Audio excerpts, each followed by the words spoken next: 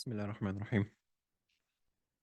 الحمد لله والصلاة والسلام على رسول الله وعلى آله وصحبه وسلم.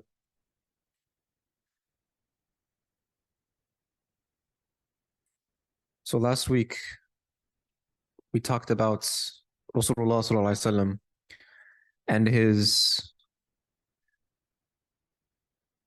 da'wah journey, where he started with his closest companions, and then afterwards, starting with his closest companions, Rasulullah sallallahu alaihi wasallam was commanded by Allah subhanahu wa ta'ala in the Quran and in the verse وأنذر عشيرتك المقربين وأنذر عشيرتك الأقربين, that you will invite your closest relatives. So he was commanded to go public.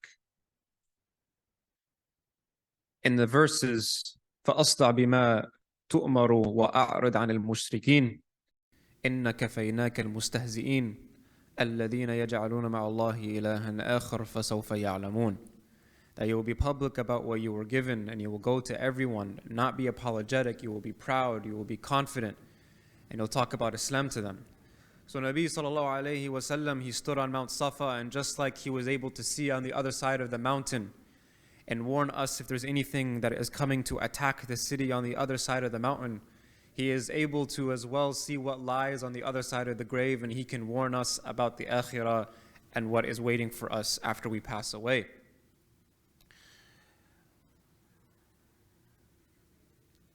And so Rasulullah sallallahu alaihi wasallam, after asking the people of Quraysh whether they would believe him, they all said yes. And so he started to call out each tribe. يا بني كعب بن لؤي أنقذوا أنفسكم من النار. يا بني مرة أنقذوا أنفسكم من النار. يا بني عبد الشمس أنقذوا أنفسكم من النار. And he just kept going and going, until he even went as far as calling out his daughter Fatima specifically. Ya Fatima, anqidhi nafsaki min an-nar. And Rasulullah sallallahu alaihi wasallam, in doing this, what he's showing is that at the end, Rasulullah sallallahu alaihi wasallam says that there is nothing that I can do. There's nothing that I can do when we face Allah subhanahu wa ta'ala to protect you from Allah subhanahu wa ta'ala. The only thing that you can do to protect yourself in the akhirah is the relationship that you will have with Allah subhanahu wa ta'ala. So you want to be protected. You have to take that step on your own. You have to make that sacrifice. So by singling out Fatima radiallahu anha, right, Sayyid Nisa Ahl al-Jannah, who was going to be the leader of the women of paradise, by singling her out specifically, what is happening here is Rasulullah ﷺ is saying, even you, my close daughter, my beloved, there's nothing that I can do on the day of judgment for you. It's all going to be on you. It's all going to be the sacrifices that you made. It's all going to be the life that you lived. So in this, we learn a profound lesson, that there's nobody that's going to come save us on the day of judgment. Our salvation is purely on the mercy of Allah subhanahu wa ta'ala, so we want to focus and make that our priority relationship in our life. And so then Abu Lahab stands up. He stands up and he says, Tabban lak. May your hands be cursed. He tells this to Rasulullah sallallahu alaihi wasallam. And this guy, Abu Lahab, was always jealous of the Prophet Muhammad sallallahu alaihi wasallam. And so out of all the people to stand against Islam and the Prophet sallallahu alaihi wasallam, Allah subhanahu wa ta'ala mentions one by name in the Quran, and that's Abu Lahab, where Allah subhanahu wa ta'ala reveals the verse, Tabbat yada abi lahabi wa tab. When we stand for truth, it's very possible that the people closest to us will stand against us. It's possible. Abu Jahl and Abu Lahab are uncles of the Prophet Muhammad sallallahu alaihi wasallam, but they were also the biggest enemies of the Prophet Muhammad sallallahu alaihi wasallam. And so oftentimes we look for the perfect scenario. How can I say something without getting any backlash? How can I find the perfect opportunity to express the way that I feel, whether it's morally, whether it's politically, but not receive any hate, not receive any pushback, not receive any loss in my job, loss of friends and family, Basically, how can I speak the truth while at the same time not facing tests of that truth? And so Rasulullah's life teaches us a lesson that that's not the point. The point is that we stand for truth in every possible scenario, whether it's against us or it's for us. Now, of course, we should always say things with wisdom. We should always say things with conviction. But consequences should not be the reason why we fear speaking the truth. And this is very evident in the life of Rasulullah sallallahu alaihi wasallam. You know, there's an allegory that is often mentioned here, or that's not mentioned here, but is relevant in these cases, where he says, one day iron and gold were speaking to one another. And the gold asks iron, why is it when you get hit, you make so much noise, you're so annoying, you're so loud? When gold gets hit, it doesn't make that much noise. And so iron responds to gold and says, because when you get hit with your own, it hurts a lot more. When you get hit with your own, it hurts a lot more. So Rasulullah sallallahu alaihi wasallam, his opposition, his first true enemy to stand up and oppose him is none other than his own uncle, Abu Lahab. But Rasulullah sallallahu alaihi wasallam, it's not that he cared so much about what people said. It would hurt him because he's a human being, but it would not affect his mission. And that's his example. He would keep going forward because his main focus was his relationship with Allah subhanahu wa ta'ala.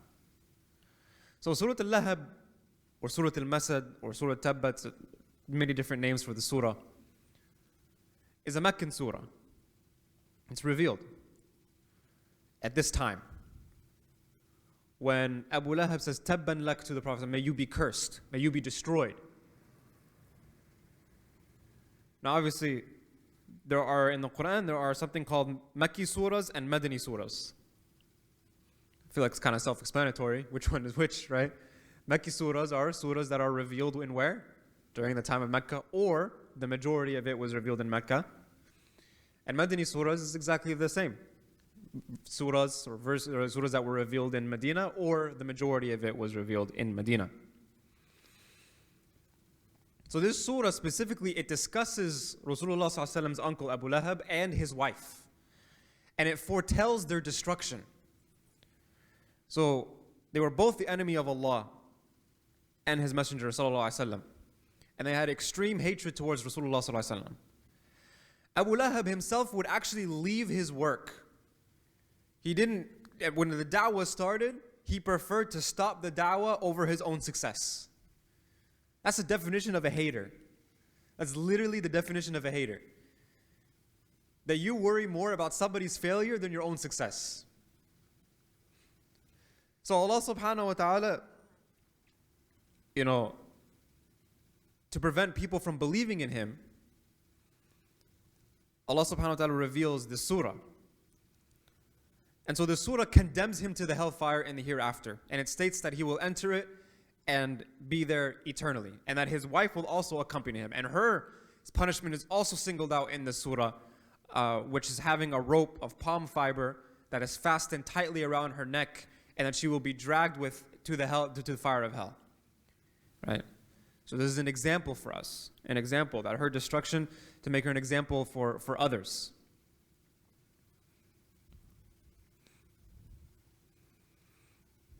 There is a narration in the Musnad of Imam Ahmad, and also in Ibn Hibban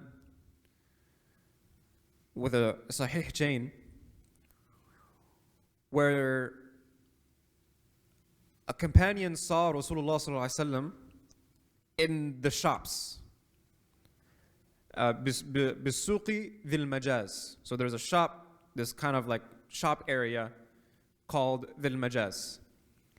And Rasulullah sallallahu alaihi wasallam was saying, Ya ayyuhan nas, qulu la ilaha illallah tuflihu. O people, go say La ilaha illallah, declare that there is no God but Allah, and you will be successful. And it goes on and says that there was a person behind him.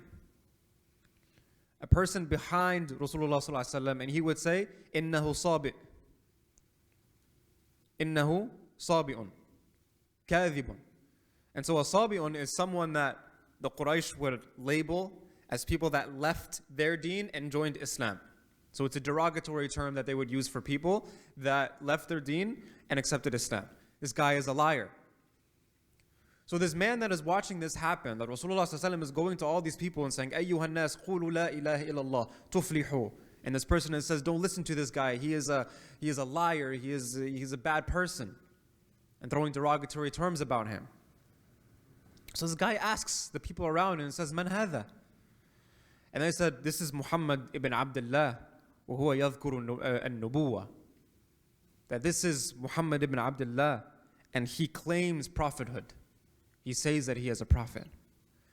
And then the man asks him and says, "Man hadha alladhi yukadhibuhu?"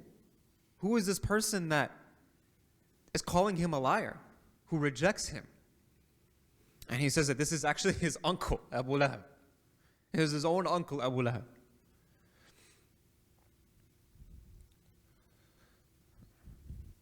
So, tabbat yada Abi Lahabi wa tab. Right? May the hands of Abu Lahab perish and he himself perish.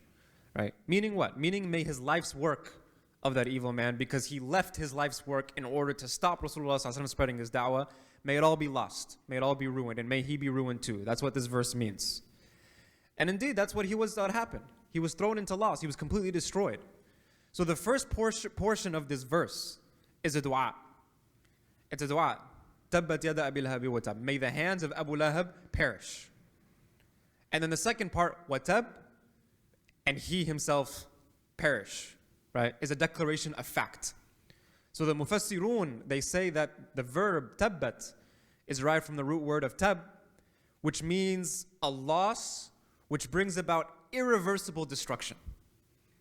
And the word yada is figurative, because your hands is what does work. Your hands is what commits deeds. So hands here is not literally saying that may his hands perish only, but rather his work, his deeds, everything about him, may his entire lineage, may his entire being perish. Now, Abu Lahab is actually a nickname, which means father of the fire, right? Because of, him being doomed to the fire. His real name is Abdul Uzza ibn Abdul Muttalib. That's his real name, right? And his wife was named Al-Awra. And she was given the nickname Jamil. Now, last week we talked about an Jamil, who was the sister of Umar ibn Khattab radiallahu anh. This is not this Jamil. That was a good Jamil. This is a bad Jamil. This is Jamil, who is actually the sister of Abu Sufyan, who at this time is an enemy of the Prophet ﷺ, but he will later accept Islam radiallahu ta'ala anhu. And so this couple, they had this intense hostility towards Rasulullah ﷺ, that when his wife, Abu Lahab's wife, Jamil, heard about the Prophet Muhammad ﷺ reciting these verses, and that the Quran revealed verses about her, she went to Rasulullah, she went to try to find Rasulullah ﷺ, and she had a big stone in her hand. She was trying to hurt Rasulullah ﷺ. So she immediately goes to the Messenger of Allah while he was sitting in the shade of the Kaaba, and beside him was Abu Bakr as-Siddiq radiallahu anh, his best friend, his best companion. So she comes close to Rasulullah ﷺ. And one of the miracles that happen here is Allah subhanahu wa ta'ala blinds her from seeing Rasulullah sallallahu alaihi wasallam. And she only saw Abu Bakr. So then she said, Abu Bakr, I heard your friend is attacking us, is insulting us, is cursing us. I swear to God, if I find him, I will smash his mouth with this rock. And then she recites some couplets to try to, disrespect the Prophet ﷺ. And she says, like, Mudhamdham has disobeyed us. His way we reject, his religion we shun. And then she abruptly storms off. So Abu Bakr as-Siddiq radiallahu anh, he was just stunned. He's like, what do you mean if you find him? He's right here, right next to me. And so Rasulullah ﷺ replies, she could not see me. Allah subhanahu wa ta'ala veiled her from seeing me. And also the Quraysh, one of the amazing things that Allah subhanahu wa ta'ala did to protect his Nabi is that when those Quraysh would insult the Prophet Muhammad ﷺ, they would never use his name. They would call him liar, they would call him magician, they would call him this, they would call him that, but they would never use his name in an insult. So by calling him Mudamdam, which means someone who is blameworthy, instead of Muhammad, which someone is praiseworthy, he would say to the Sahaba, are you people not amazed how Allah protects me from the harm of the Quraysh? They curse and insult Mudamdam. I don't know who that dude is, because I am Muhammad sallallahu alayhi wa sallam. So this nickname Abu Lahab means father of the flames.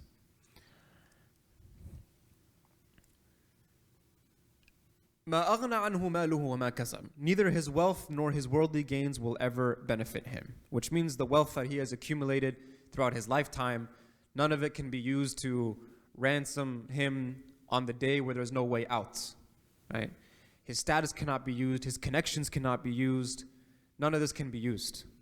So وَمَا كَسَبَ, Abdullah ibn Abbas radiallahu anh, he says the verse وَمَا كَسَبَ refers to his children, because a man's child is one of his gains or his acquisitions.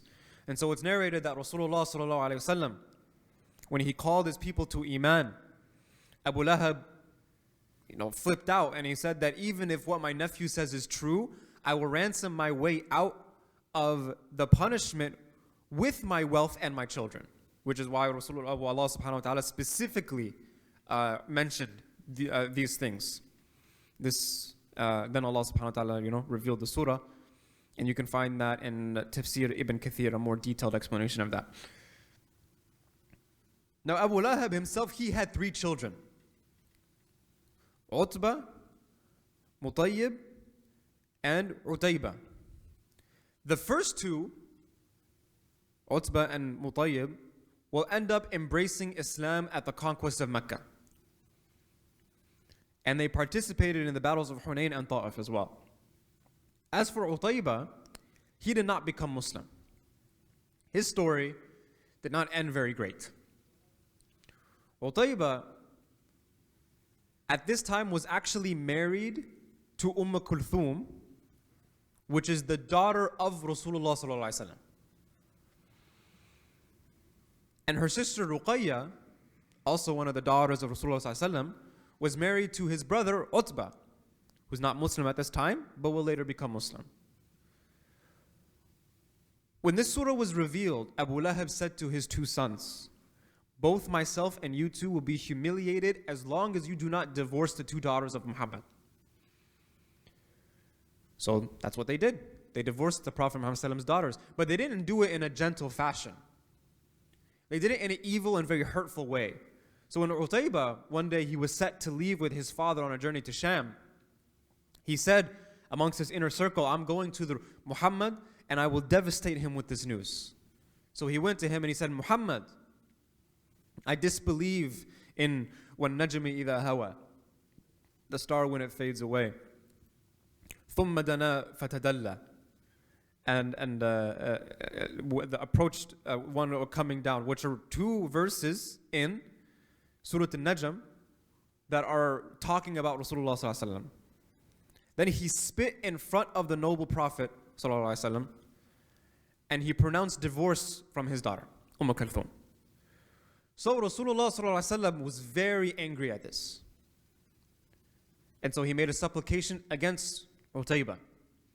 And he said, "O Allah, unleash a dog upon him from one of your dogs of punishment."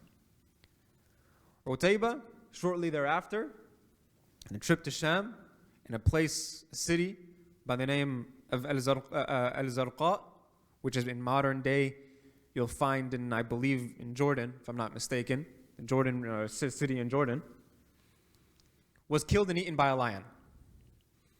So the dua came to life, it came to truth, and not such a great end for Utaybah.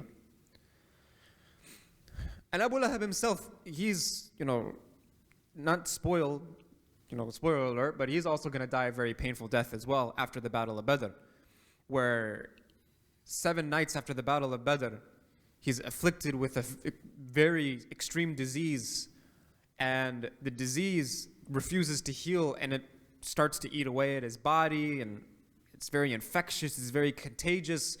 So the Quraysh feared this disease like the plague, so nobody even went near Abu Lahab. They didn't want to take care of him, they didn't want to see him, they didn't want to look at him, they didn't want to be near him at all, because everybody thought that if they were next to him, they're going to contract whatever he's got.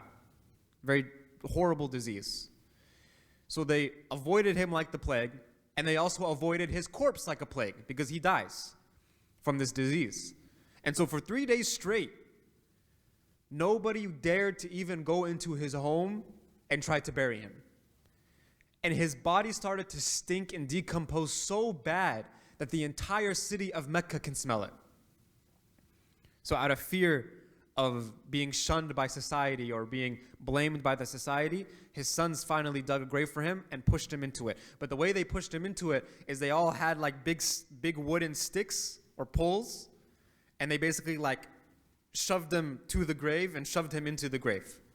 And then they dug some stones on top of it to cover him. And that was his end, which the Quran foretold. He will be destroyed. He will perish. سَيَصْلَى نَارٌ ذَاتَ لَهَبٍ, and he will burn in a flaming fire, right? Well, he will enter the raging fire with blazing flames, which is the fire of Jahannam, obviously. وَامْرَأَتُهُ حَمَّالَةَ الْحَطَبِ, she will also enter the hellfire. His wife, حَمَّالَةَ الْحَطَبِ, who is the carrier of thorny wood, she will also enter the fire of Jahannam. Jamil, his wife, Abu Lahab's wife, used to be known for spreading namima, which refers to stories amongst people in order to make them fight.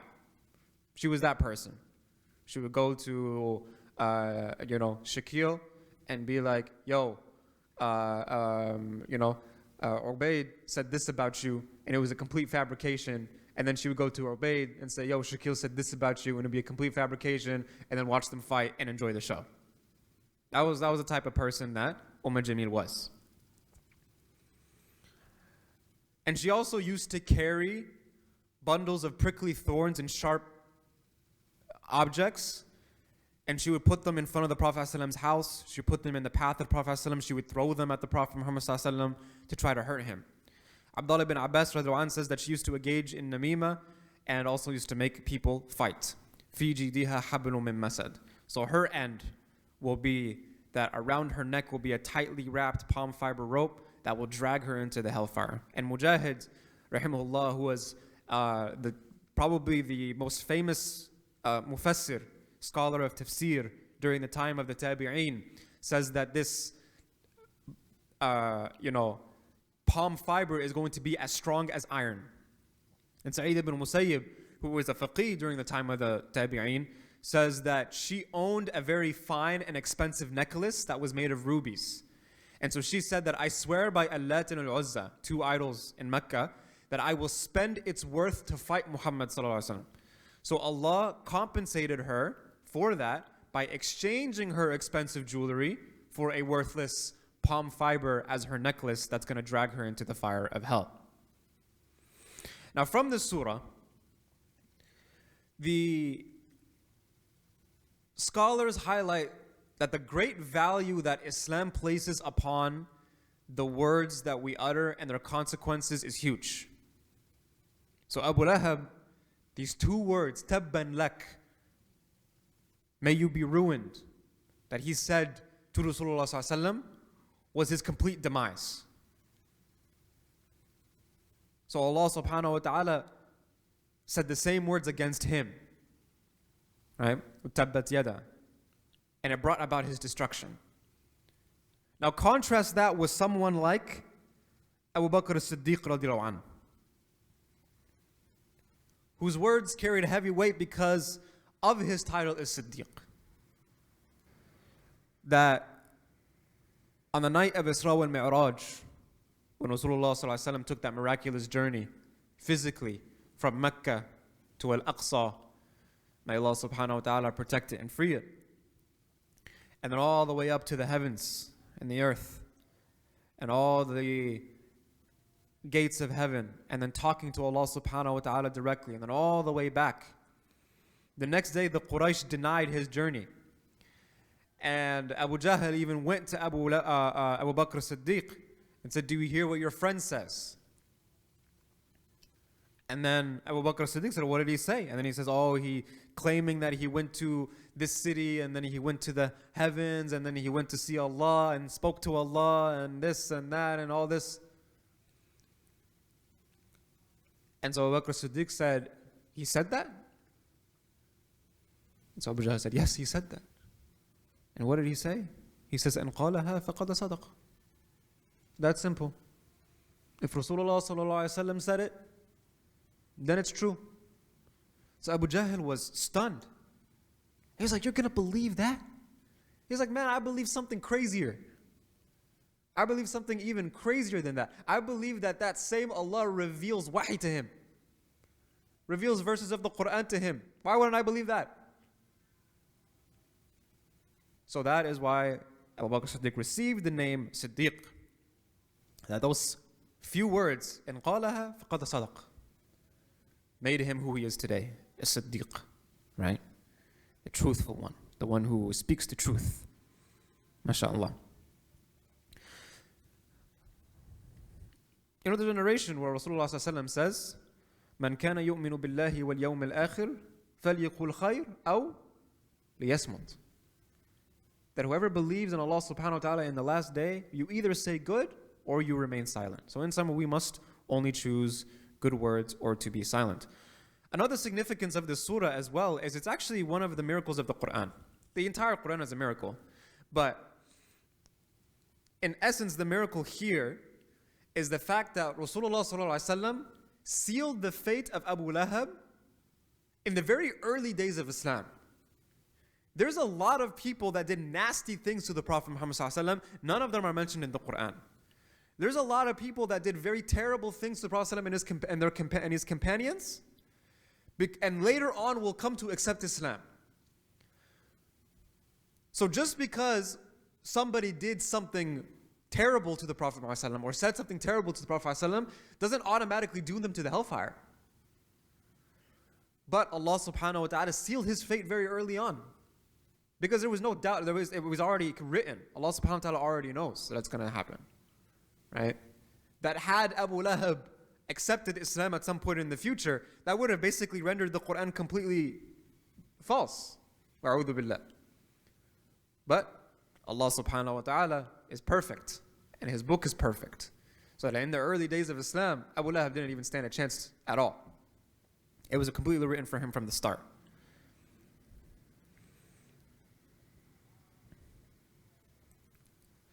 You know,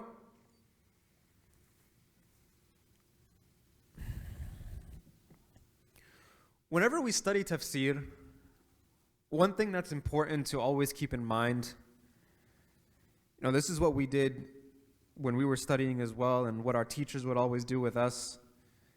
There's never a verse in the Quran that talks about an oppressor, that talks about Fir'aun, that talks about Abu Lahab, that our teachers would analogize it to somebody else. Because oftentimes when we read these verses, we get comfort in knowing that those who are causing oppression around the world will get their haqq one day. And that is, I'm not saying that's wrong, that's completely correct, right? The Quran is a lesson, but it's also a sense of solace as well. But our teachers would always ask us to reflect and apply these verses to ourselves. That when you come across verses of Fir'aun, when you come across verses about Abu Lahab, when you come across verses about the kafirun or the munafiqeen, think in your life, do I have any characteristics like they do? Because in our journey of studying Seerah, we want to become the best examples that we can become. We want to become the best leaders that we can become, because the reality is everybody is a leader in some type of capacity. If you're a husband, you're a leader. If you're a father, you're a leader. If you're a brother or a sister, you are a leader. If you have siblings, you're a leader. If you have children, you are a leader. If you have a spouse, you are a leader. If you have a friend group, you're a leader. Whatever it is in some capacity at work, you might be the boss, you're a leader. So what are things in my life where I might be causing oppression to the people that I'm supposed to lead, to the people that I'm supposed to uphold their rights? How can now I apply this verse to myself so that I find that balance between hope in Allah subhanahu wa ta'ala, but also fearing His punishment that is clearly detailed in the Quran for those that cause oppression? And if you're running through the scenario in your head and you're like, I'm not a leader to anybody, I don't know who I'm leading, or I'm just by myself here, then you're a leader of your own self. You're a leader of your own nafs. You control what your nafs does. So you are your leader. So if I oppress myself, then there's some pharaonic qualities within me that causes me to oppress my own soul, which might be actually the greatest oppression of them all. So in summary, what I'm trying to say is that when it comes to these verses, yes, we find solace in the fact that people who are committing oppression and committing injustices across the globe are going to get their haqq on the Day of Judgment. But at the same time, we don't just want to write ourselves off from these verses. Because unless Allah subhanahu wa ta'ala or the Prophet ﷺ has come to you and said for certain that you are going to Jannah, you don't have to worry about nothing, then we can't write off these verses from ourselves as well. And we ask Allah subhanahu wa ta'ala to protect us. And we ask Allah subhanahu wa ta'ala to keep us sincere and keep us aware of that, inshallah ta'ala. Would you look at that, guys? We just basically did a tafsir of Surah Al-Masad, right? That's the great thing about Seerah. You can take it anywhere you want. You can do some fiqh, you can do some aqidah, you can do some tafsir, you can do whatever you want. You can do some hadith studies, you can break down some academic stuff, whatever I'm feeling that day, that's what you guys will get. Today I was feeling some tafsir, so you guys got some tafsir today, alhamdulillah. Now, after Rasulullah ﷺ was preaching the message in Mount Safa, many of the leaders of Quraysh were not buying it. Not buying is not a good phrase. They knew what he was speaking was truth, but they weren't buying it in the sense that they didn't want to accept it. And so, because accepting that he is a prophet means that there will need to be a shift in power. Whenever there is a man who is in power, or anyone who is in power, and their power is threatened, and it will be taken away, if they don't have faith, they're not sincere people, and they don't believe in Allah subhanahu wa ta'ala and His justice, they will do anything in their power to preserve that power. So now, the mission of the leaders of the Quraysh is, how do we stop this man from taking our power away? Because he's going to give power to the poor that we oppress. He's going to give power to the slaves that we beat and whip. He's going to give power to them. He's going to give liberation to them. So we want to stop this, because it's going to end up hurting us. And so this is the summary of this point forward in the Seerah, all the way until Fath Makkah. That is the summary right here. Just people who are in power, who are trying everything they can to preserve that power, and they will do the nastiest things in order to preserve it. And so his power would grow while they were getting weaker. And his sun was rising, and Fath Makkah was the zenith of that rising. إِذَا جَاءَ نَصْرُ اللَّهِ وَالْفَتْحِ, that when Allah subhanahu wa ta'ala's help comes and the victory over Mecca is achieved, وَرَأَيْتَ النَّاسَ يَدْخُلُونَ فِي دِينِ اللَّهِ أَفْوَاجًا, you will begin to see people embracing Allah subhanahu wa ta'ala and the Prophet Muhammad sallallahu alaihi wasallam and Islam in crowds. And so when Allah subhanahu wa ta'ala commands for something to happen, it will happen regardless of the opposition. Which is why the verse وَلَا تَهِنُوا وَلَا تَحْزَنُوا وَأَنْتُمُ الْأَعْلَوْنَ إِن كُنْتُم مُؤْمِنِينَ is a verse that we should apply, recite, think about, memorize, reflect on every single day of our lives. Do not falter, do not grieve, for you will have the upper hand if you are true believers. And because Allah subhanahu wa ta'ala promised this and commands this in the Quran, then we believe in it. So they did many things to stop Islam from growing. Abu Lahab would also throw dirt at the Prophet Muhammad sallallahu alaihi wasallam. He would also follow the Prophet sallallahu alaihi wasallam all over the marketplace. He will carry a sack of stones When Rasulullah ﷺ would engage in intelligent conversation with someone, when he's giving da'wah to people, when he's explaining the Quran to people, Abu Lahab would take the stones and he would throw them at the back of the head of Rasulullah ﷺ.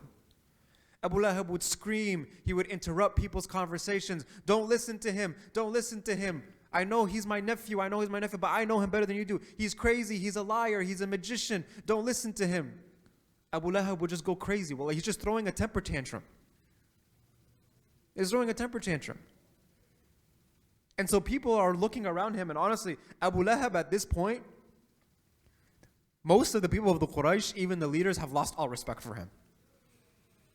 They're like, you have lost it. You are so filled with hate that you can't even think straight anymore. You're saying the most absurd stuff. Everyone knows you're lying. This propaganda ain't working anymore. No matter how many billions of dollars you put into this propaganda machine, it's not going to work anymore. You can throw all the temper tantrums that you want.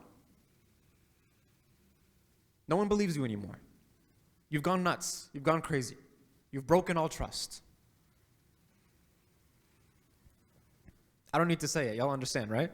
Y'all get it. Okay, I don't have to say it.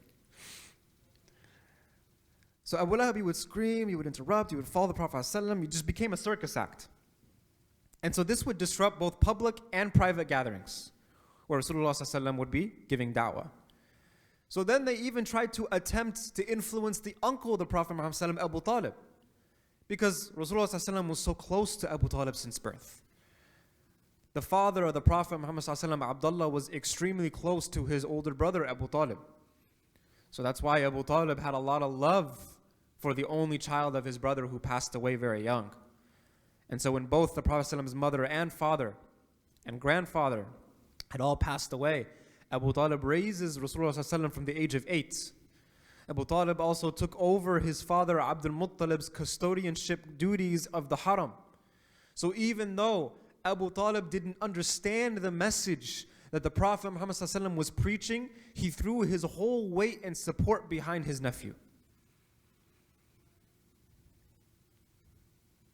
And so when the gatherings where Rasulullah ﷺ was trying to host the people close to him, in the third of those gatherings, which Abu Lahab would interrupt the Prophet ﷺ and try to end it, Abu Talib spoke in defense of the Prophet. Which is why Abu Lahab was part of the reason why he became a clown. He became a complete clown show. Because he was so infuriated by the fact that Rasulullah ﷺ was getting support. He was so upset at the fact that the people that he's been oppressing for decades are getting support. So while Abu Lahab was the economically most influential person in Mecca, the most civically and socially influential person was Abu Talib. So Abu Talib was also the custodian of the haram. He took care of the pilgrims of the Kaaba. So at the end of the day, Abu Talib's contribution to society was more visible. It was more influential amongst Banu Hashim, the Quraysh, and all of Arabia. His face, his name, all the Arabs knew him. He was very, very popular and famous amongst the Arabs. So that's why Abu Lahab was very aggressive in his opposition to the Prophet ﷺ, because he felt threatened. And Abu Talib always showered the Prophet ﷺ with affection. And Rasulullah ﷺ was the most beloved of Allah's creations to Abu Talib.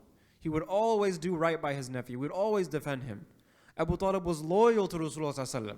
He would always choose the people who would, he would always oppose the people that would oppose the Prophet Muhammad ﷺ. Even though Abu Talib still believed in the religion of the mushrikun, he still defended Rasulullah ﷺ. You know, Abu Talib one day, he saw his own son, Ali radiallahu anh. He was with his cousin Muhammad ﷺ and his cousin's wife Khadija radiallahu anha, and they were all praying.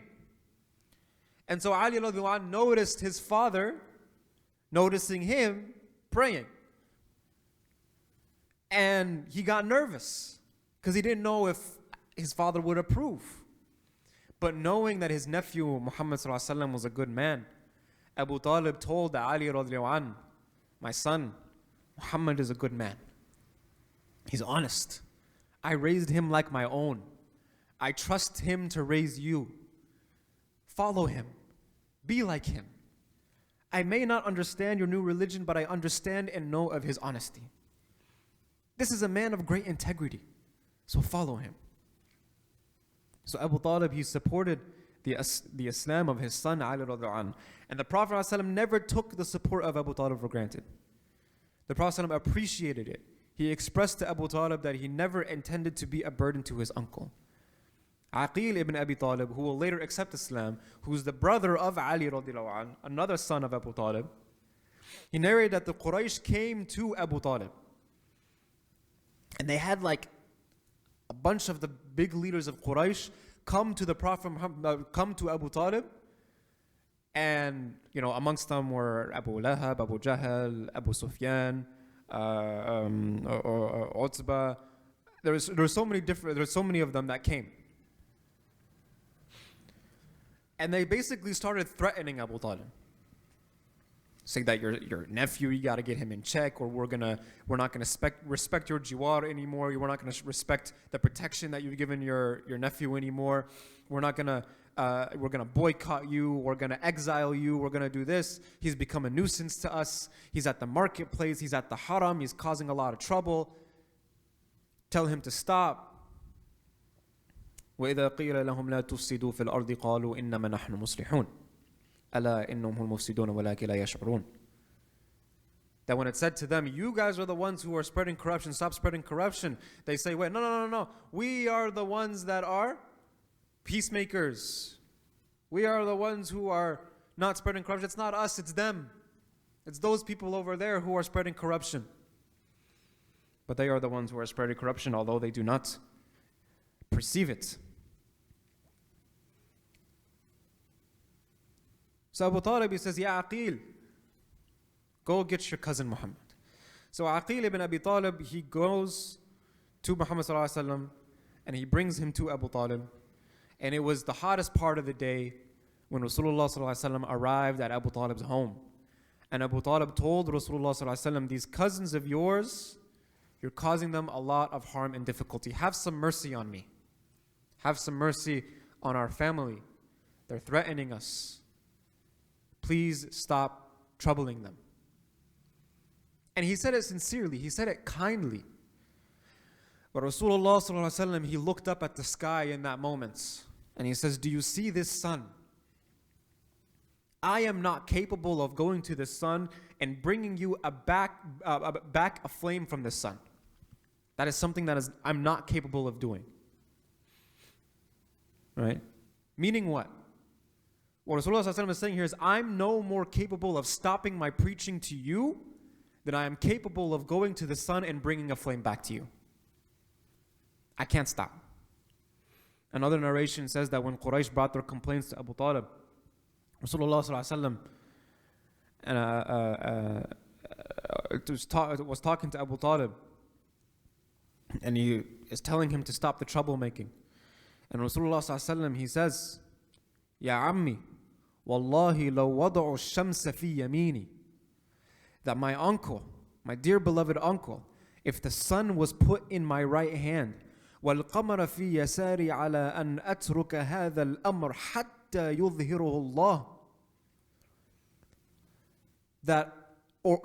and the moon is put in my left hand, I would not stop preaching the true message of Allah until Allah has made it apparent on earth. أَوْ أَهْلِكَ فِيهِ مَا تَرَكْتُهُ, or I die trying to do so. And so the Prophet ﷺ, one narration tells us that Rasulullah ﷺ couldn't even look at his uncle in that moment because he felt so hurt. He didn't feel hurt at Abu Talib, he felt hurt that the Quraysh would go so low to now even try to turn Abu Talib, his father figure, against him as well. Imagine how hard it must have been for Rasulullah ﷺ in that moment, to be in his shoes for a moment. Your uncles have turned their back on you, and now the uncle that you love more than anything, who is your father figure, they're attempting to turn his back against you as well. Feeling completely abandoned, feeling alone, feeling completely misunderstood. And he was also bothered by the fact that his uncle is a very old man. And he's being threatened and badgered by others about the Prophet's preaching. The Prophet could not comprehend in this moment that somebody would be punished for somebody else's doing. That a 5-year-old kid will be bombed because somebody wants to take revenge on somebody else, even though that 5-year-old kid had nothing to do with it. It could not compute to the Prophet Muhammad this level of injustice. And it made him so upset that people were trying to punish his uncle for his preaching. If you got something to say it to me. You got threats to make it to me. You got somebody to beat up me. Why are you hurting my family for? And so the Prophet was hurt at just the thought that his uncle was hurt. And so Rasulullah had such a strong tie with Abu Talib that he wished that he did not bring so much difficulty to his uncle. But Nabi Sallallahu Alaihi Wasallam, his loyalty is with one, Allah Subhanahu Wa Ta'ala. And that was it. No matter how much Abu Talib will plead, no matter how much his own wife might plead, even though she won't, no matter how much my own children might plead, I cannot disobey my Creator. There is no obedience to the creation if it comes to the cost of disobeying the Creator. I don't care if it's your spouse. I don't care if it's your parent. I don't care if it's your leader. I don't care if it's your king. I don't care if it's your queen. I don't care who it is. If they're asking you to disobey Allah subhanahu wa ta'ala, there is no obedience to the creation if it comes at the cost of disobeying the Creator. So these words, they ring in our ears today that if the sun was given in my right hand and the moon was given in my left, I cannot stop this call. This is what Allah subhanahu wa ta'ala created Rasulullah sallallahu alaihi wasallam for. And this is what Allah subhanahu wa ta'ala created us for in order to continue this message of Rasulullah sallallahu alaihi wasallam that he began spreading over 1400 years ago. Which is an honor.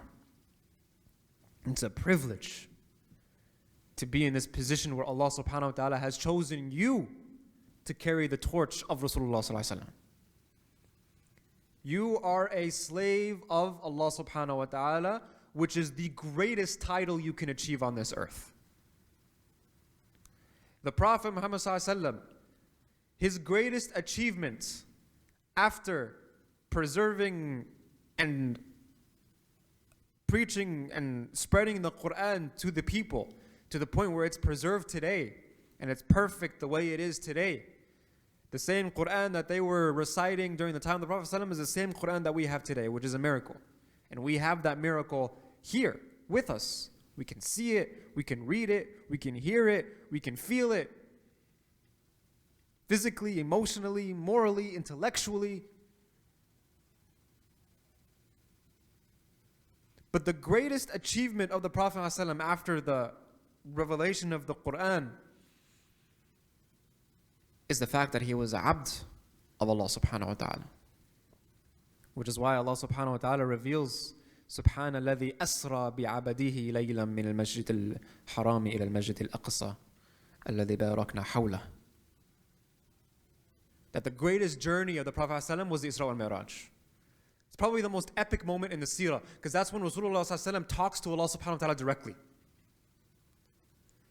And in the verses that are talking about that moment, Allah subhanahu wa ta'ala doesn't say bi nabiyihi, bi rasulihi. He says bi abadihi, by his slave, his servant.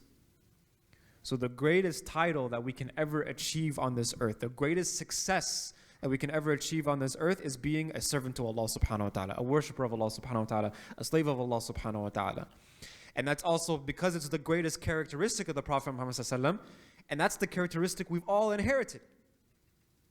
Prophetic qualities is something that we want to inherit. We want to inherit his mercy. We want to inherit his justice. We want to inherit his kindness. We want to inherit how he loved his family, how he treated his family. We want to inherit his emotional intelligence, his ability to listen to people, his ability to make people feel loved. We want to inherit all these prophetic qualities. But be happy in the fact that you have inherited his greatest quality, which is being a servant of Allah subhanahu wa ta'ala. You know, when the Muslims were at the doorsteps of the Persians, there was a famous general by the name of Rustum. And Rustum, he said to the Muslims, why don't you guys send a messenger so that we can engage in discussion and see if we can handle this off the battlefield? So the Muslims are at the doorstep of the Persians, which at this time was known as the greatest empire, rivaling with the Romans at this time. And so the Persians were known for being treacherous. They would poison messengers, they would assassinate messengers. And by messengers, I'm not talking about prophets, I'm talking about, you know, like an actual, like a war messenger to send, news or statements or letters and etc. So there was a messenger that was sent from Rustum, from the Persian side, to Rasulullah, Rasulullah has passed away at this point. This to Khalid bin Walid, right? Some narrations say it was Sa'd ibn Abi Waqqas, but let me talk about the narration with Khalid bin Walid. So he sends to Khalid bin Walid, and the messenger is basically talking to Khalid bin Walid and tells him that, hey, you should send another messenger to Rustum so that they can discuss things and we'll discuss things and back and forth, right? So they sent a companion by the name of Rabi' ibn Amir. He was a tough Bedouin man. His name appears once in history. It's right here. You won't find his name anywhere else in history books. It's just right here. This specific incident. He's a very tough Bedouin man. So Rabi', he goes to Rustum on his donkey. He starts rolling up on his donkey. Rustum is trying to play mind games with the Muslims.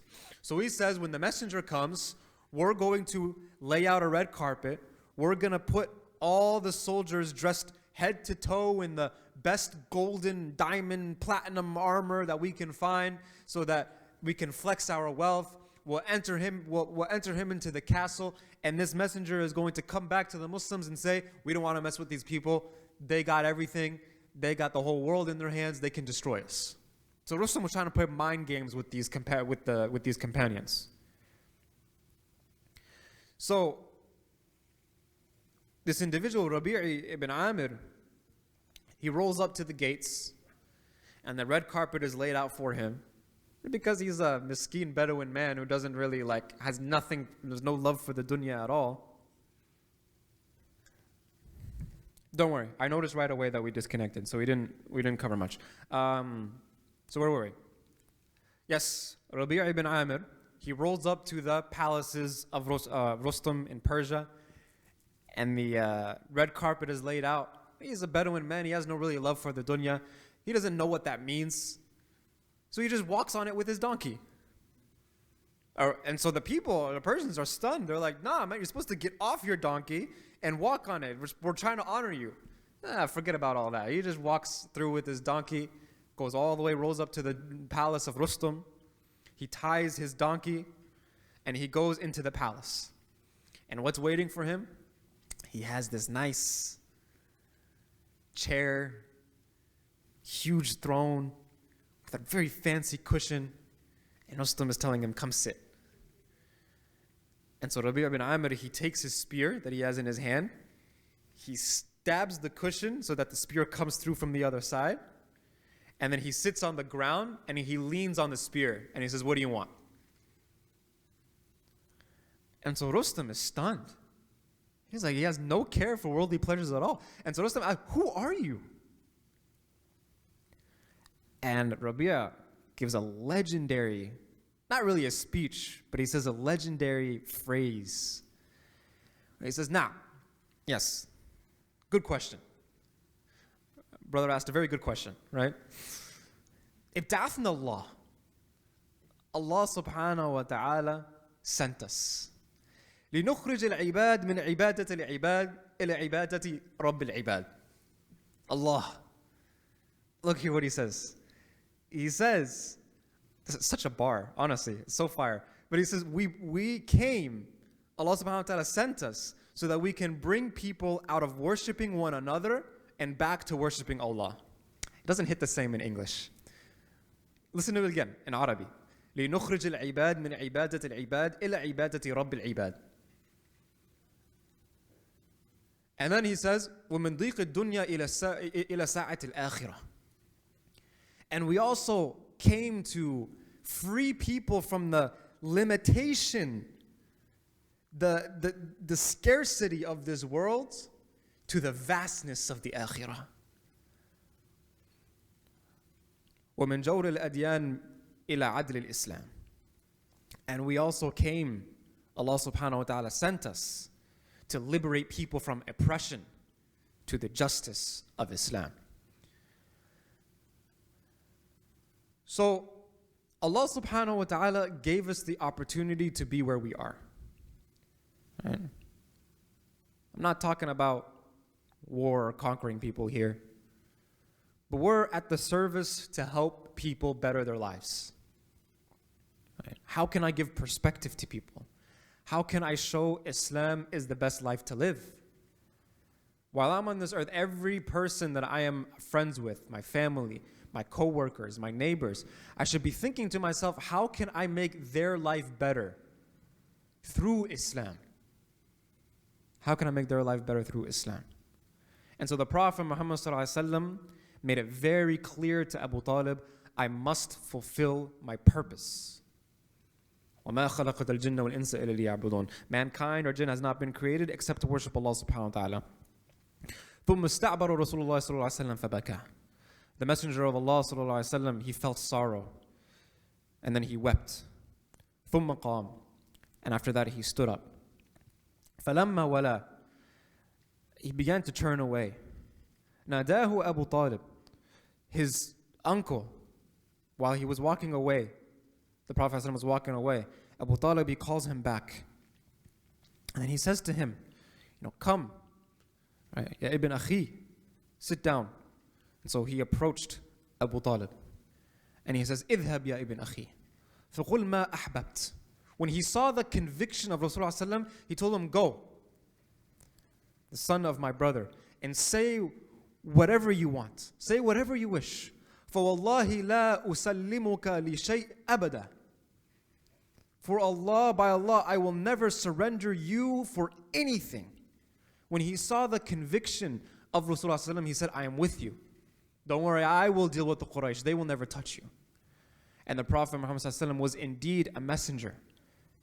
Abu Talib recognized it in this moment because pressure like this will make someone crumble if they are not on the truth. And so Rasulullah ﷺ, Abu Talib, he recites some beautiful poetry to Rasulullah ﷺ. And he says, Wallahi, la yasilu ilayka bijam'ihim hatta uwassada fi turabi dafina. فاصدع بأمرك ما عليك غضاضة وأبشر بذاك وقر منه عيونا ودعوتني وزعمت أنك ناصح لقد صدقت وكنت ثم أمينا وعرضت دينا قد علمت بأنه من خير أديان البرية دينا لولا الملامة أو جذار سبة لوجدتني سمحا بذاك مبينا.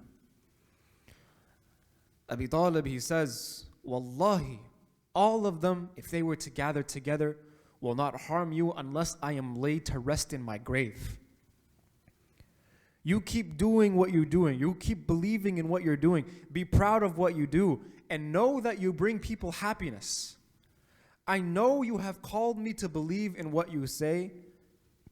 I know that you only want what's good for me. You have spoken the truth because you've always been truthful. You have presented a way of life for me that I have no doubt it is the best way of life that can be found on earth. But if it wasn't for my weakness, for people insulting you, for you not being able to have any protection, I would have accepted your message. but I will continue to support you, and you keep doing what you do. So he didn't accept, but his support was just unbelievable. Unbelievable support. So the reaction to the Prophet Muhammad's message comes in three categories. Number one are those who opposed him. Disbelievers who opposed the Prophet Muhammad. Like Abu Lahab, his wife, Abu Jahl, etc. And then there are those who believed in him. That's the second reaction the Prophet received to his message. Ali, radiallahu anh, Khadija, radiallahu anha, Abu Bakr, radiallahu anh, etc. Then there are those in the middle. They went about their business. They were apathetic overall of the message, but they didn't really accept. You'll find this a lot today, by the way, right? A lot of people are like, yeah, Islam makes sense, but I just like bacon too much, so I don't know. I just like the party scene too much, so I always tell them, man, just accept Islam. At least you're sitting as a Muslim instead of sitting as a non-Muslim. But you see this, people who are they resonate with the message, but they're just like, yeah, I'm just gonna go about my days. I'm just gonna just go about my days, and may Allah subhanahu wa ta'ala guide those people. Ameen. And then, these are also the ones who didn't believe yet supported the Prophet Muhammad sallallahu alaihi wasallam, who are people like Abu Talib. And there's more than just Abu Talib who we'll get to as well, such as, I'm forgetting the name of him right off the top of my head, but there's an individual who wasn't Muslim at the time when Rasulullah sallallahu alaihi wasallam comes back from Ta'if, and he is seeking protection because nobody is offering him protection, because Abu Talib at this point had passed away, and so there's nobody to give him protection. And it's actually another non-Muslim who steps up and gives him protection, right? Najashi, right? Now, although, we believe that he becomes Muslim, Najashi for the very long time, he wasn't Muslim, but he had a lot of love for Muslims, and he supported Muslims in a lot of ways, which was the king of Abyssinia. And we'll talk about his story pretty soon, probably in the next 2 or 3 weeks or so as well, inshallah ta'ala. So then the Quraysh continued, right? The next stop that they took against the Prophet ﷺ is they started making false accusations against him. They called him insane. Surah Qalam comes and obliterates that. Noon wal qalami wa ma yasturun. Ma anta bi ni'mati rabbika bi majnun. That by the pen and what everyone thinks, you are not insane. Rasulullah ﷺ is not insane. Wa inna laka la ajran ghayra mamnoon. That you will certainly have a never-ending reward. Wa innaka la ala khuluqin azim. You are truly a man of outstanding character. فَسَتُبْصِرُوا وَيُبْصِرُونَ. Soon you and those pagans that are calling you insane, they will see. بِأَيِّكُمُ الْمَفْتُونَ. Which of you are the ones who are mad? Right? Surah Qalam, by the way, if you ever want to know how to deal with Islamophobes, read Surah Qalam. I'm telling you, if you ever want to know how to deal with Islamophobes, read Surah Qalam. There's so much in there in terms of guidance, right? In terms of not letting their words bother you, right? And keep preaching the truth. And then they would start making all these accusations toward the Prophet. They would call him a sahir, call him a magician, right? Call him a liar, right? These are all fairy tales. He's forging the Quran from other religions and other sources. He's a misguided person. Every single accusation that they would make against the Prophet Muhammad sallallahu alaihi wasallam, Allah subhanahu wa ta'ala will reveal verses defending him. Right? They started making fun of the Prophet Muhammad sallallahu alaihi wasallam. They would just laugh at him. They would make fun of random things that he would do. They would just pick on him. It had nothing to do with his message. إِنَّ الَّذِينَ أَجْرَمُوا كَانُوا مِنَ الَّذِينَ آمَنُوا يَضْحَكُونَ. The wicked used to laugh at the believers. But what does Allah subhanahu wa ta'ala say in a few verses after? What does He say? فَالْيَوْمَ الَّذِينَ آمَنُوا مِنَ الْكُفَّارِ يَضْحَكُونَ. That there will be a day where the believers will be laughing at the disbelievers.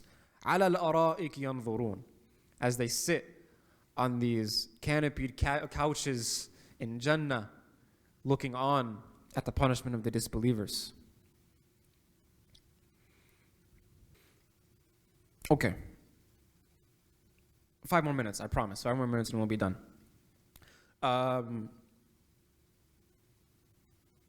There's one of the Quraysh by the name of Walid bin Mughira, who is actually the father of the great Khalid bin Walid. Right? He does not accept Islam. However, Walid bin Mughira, he enjoyed listening to the Quran. There were some times where he would talk to some other leaders of Quraysh and be like, yo, this Quran is really good. And other disbelievers would say, oh, I know, but we can't let this come to light. We can't let the truth come to light. Otherwise, we're going to be in big trouble if people know what we've been doing to these people.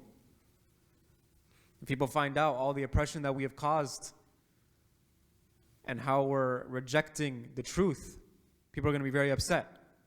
So what do we say? What do we do? Oh, let's call him crazy. Right? What are they doing? They're writing the narrative. They're writing the story, the social media campaign. This is nothing new, guys. This is nothing new. We've been here before. Rasulullah has been here before. So one day, Walid bin Mughira, he sits with the Prophet Muhammad and he reads the Quran to him. And he liked it. So word spreads, right? Word spreads that Walid bin Mughira, he heard the Quran and he liked it. So Abu Jahl, he comes to Walid and he says, what's going on? Right? And so Abu Jahl, he says to Walid, the community has come together and wants to put some money for you. And so, listen carefully, right? Walid bin Mughira, he's like, why? He says, well, you went to Muhammad. And he's like, no, I was just talking. He's like, no. We're ready to pay you whatever you want. You just have to go speak out against him. You have to put a statement out. You have to say that you stand with us. Right? So Walid bin Mughira and 15 leaders of the Quraysh, they come together and they say, what are we going to say about him? How do we spin this? How do we spin the narrative so that we're the good guys? Let's call him crazy. Let's call him a poet. Right? Let's call them terrorists. Let's say that they want to kill babies. Let's say that they hate our freedom. Let's call him a magician that wants to break up families. This will be the narrative. Got it? All right. No facts or sources needed. No evidence needed. We're going to lie, and we're going to make sure that we write the narrative ourselves. So Hajj season comes, and these people, these propagandists, basically, they put someone in every path and trail coming into Mecca, and they start spreading the news to everybody. Don't listen to this Muhammad. This guy is crazy. He's going to try to talk to you guys about something called the Quran and Allah. Don't worry about none of that. It's all nonsense. He's a liar. He's this. He's that. We're going to flood the social media with propaganda. He's dangerous. He's a terrorist. He's messed up. Stay away from him. So there was a man by the name of Tufail bin Amr. When he heard what the Quraysh leaders were saying about the Prophet ﷺ, he was like, I'm just here to do my ibadah. I don't know what these people are doing. I'm just going to put some cotton in my ears. I don't have to listen to the Prophet Muhammad ﷺ. Basically, the propaganda hit him. He fell for it. And so he's walking around the Kaaba and he sees the Prophet Muhammad ﷺ praying. SubhanAllah, look, despite everything that was going on, Rasulullah ﷺ was still praying. Despite everybody going against him, Rasulullah ﷺ keeps praying. Despite all the hardship, keep their ibadah up. It's actually the opposite. The more hardship there is, the more ibadah is going to come about. You're coming at our believers. You're going to prosecute our people for practicing this deen. Bet I'm going to be more practicing than ever. I'm going to be more practicing than ever. I'm going to pray tahajjud more than I ever have before. I'm going to make more dua than I ever have before. I'm going to fast every Monday and Thursday from now on. Right? I'm not just going to put on one hijab. I'm going to put on 2 hijabs now. I'm just going to do everything that I can. I'm going to stop sinning. I'm going to do more tawbah because I'm not going to be the reason that anything gets worse. And you guys can mutu bi ghayrikum.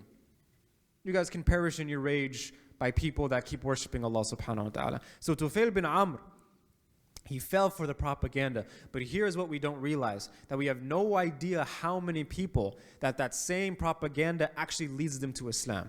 Because what happens is, by trying to smear those who are speaking the truth, what you actually do is you set a stage for them. Just like Pharaoh gathered everyone, he set the stage for Musa.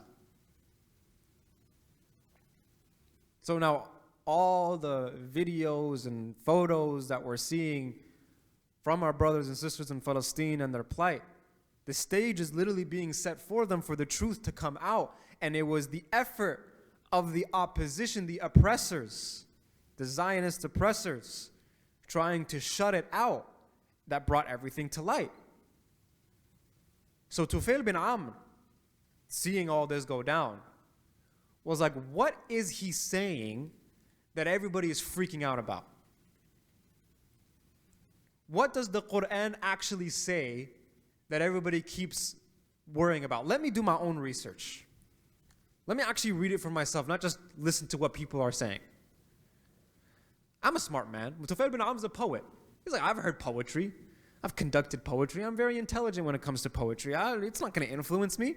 So he takes out the cotton and from his ears, he hears the Prophet ﷺ reciting Quran. And again, the Prophet ﷺ is not like directing the Quran recitation to him. He's just doing his ibadah. And Tufail hears and he immediately falls in love.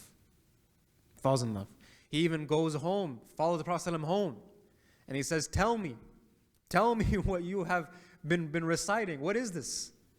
And so Rasulullah ﷺ recited to him Surah Ikhlas, recited to him Surah Al-Falaq, and then talked to him about Islam and Tawheed. And then Tufail bin Amr, he accepts Islam. Tufail bin Amr stays in Mecca for some time to learn about Islam with the Prophet ﷺ. And Tufail bin Amr is going to go home because he's very well respected tribe member of the tribe of Ad-Daws. He's a very respected tribe member. And so Tufail bin Amr, when he actually goes back home, he starts teaching people. And again, he does something the Prophet ﷺ did. He started with his family. He started with his father first, then his wife, then the kids, and then he starts spreading the message out. One of the famous companions that accepted Islam at the hands of Tufail bin Amr is who? Abu Hurairah radiallahu anh, the most famous and prolific narrator of hadith. All because Tufail bin Amr did what? Let me do my own research. Let me take the cotton out of my ears and let me do my own research real quick. The result of that is Abu Hurairah radiallahu anh. In the opposition, subhanAllah, listen, look at this. The effort of the Quraysh to try to stop Islam resulted in the most prolific narrator that exists today. That if you lost every narration of hadith, except Abu Hurairah's narrations, you wouldn't have lost Islam. You will be perfectly fine. The most prolific narrator. And they tried everything they can to stop that, but again, only Allah knows where that light is going to come. You can try to stop as many people as possible. You can try to kill as many people as possible. But out of everybody that you try to kill, Allah subhanahu wa ta'ala will allow that Musa to survive. Will allow that Abu Hurairah to come about. Will allow that Tufail bin Amr to inspire that Abu Hurairah. It's all gonna come. You try to extinguish the word of Allah, Allah subhanahu wa ta'ala will let it shine through every single time. You know, very funny actually. Tufail bin Amr, and we'll end it here on a, more humorous notes, where Tufail bin Amr is preaching Islam to his wife. And the way he introduced it is just hilarious.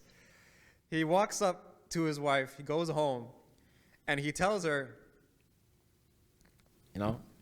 sorry, we're not husband and wife anymore. We're kind of done. And so his wife was like, what? What do you mean? And he says, well, I accepted Islam. And because, you're not Muslim or from Ahl Kitab, I can't be married to you, so khalas, we're done. And so she immediately says, whatever your deen I'm on, I'm on. And so Tufail bin Amr explains the deen for her. He says, go wash your clothes, go take a ghusl, I'll tell you about Islam. And then she accepts Islam as well, alhamdulillah. But very funny way that Tufail bin Amr introduced Islam to his wife. Definitely not, the recommended way to do so. Radiyallahu an, mashallah. Okay, so we'll continue, inshallah. We'll stop here. We'll continue, inshallah, next week. We'll talk more about some of the notable companions in the early days of the public da'wah. What you'll notice is a lot of the people that put in a lot of effort in the public da'wah early on in the early days of Islam were not the elders. It was young people. Young people, like even some as young as like ages like 12, 13, 16, right? And so some of the stories that you're going to hear about the torture that the companions went through, they're not adults that are going through this. It's teenage people. Teenagers, young men, young women that are going through these things. Yet they still persevered. Amazing. It's just amazing, right? So we'll talk about that next week. Some of the young companions that did the public da'wah. We'll also talk about some more of the heinous acts that the Quraysh committed against the companions and against the Prophet Muhammad ﷺ as well. Inshallah, do we have any questions? I'll take one or two. I know we're running a little bit over time. Any questions from the brothers? No? Any questions from the sisters? No? Let me check online.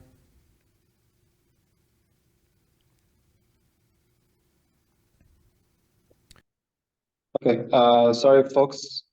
The just technical difficulties, but hopefully you guys can hear me on my phone. Can you guys hear me? Yeah, okay. Yeah, I'll just finish answering this one question and then I'll go. So the question is that the Prophet ﷺ said that he can't save anybody from the hellfire, but what about the intercession? So the idea of the intercession is that as a result of the Prophet Muhammad ﷺ pleading to Allah subhanahu wa ta'ala on the day of judgment, all the believers, even those who enter the hellfire first, are eventually going to make it into paradise. Now, there's two things to just keep in mind. The first thing is we don't believe that Allah subhanahu wa ta'ala's mind is being changed, right? Sometimes it can come across as that way, and people can understand it that way. The Prophet is basically changing the mind or convincing Allah subhanahu wa ta'ala to bring the believers about. That's not the case, right? The fact that it's being told to us means what? Means it's written. Means this is Allah subhanahu wa ta'ala is already destined that every believer, even those that enter the hellfire first, are eventually going to enter paradise. But out of honor of Rasulullah sallallahu alaihi wasallam, this is the method in which it's going to happen. But it was always going to happen. That's what we believe. The second thing is, again, same thing. I don't think these things contradict, because the Prophet ﷺ's intercession does not happen without the will of who? Allah subhanahu wa ta'ala. So it's just that's the answer, inshallah ta'ala. That his intercession and him saying that he can't save anybody, it does not contradict, because at the end of the day, the intercession happens purely through the will of Allah subhanahu wa ta'ala. And by him saying that he can't save anybody, he's saying that without the will of Allah subhanahu wa ta'ala, nobody can be saved. Wallahu ta'ala a'lam bis-sawab. Okay, inshallah ta'ala, we will resume next week. Jazakallah khair, everyone. Subhana rabbika rabbil izzati amma yasifun. Wa salamun ala al-mursalin walhamdulillahi rabbil alamin. Assalamu alaikum wa rahmatullahi ta'ala wa barakatuh.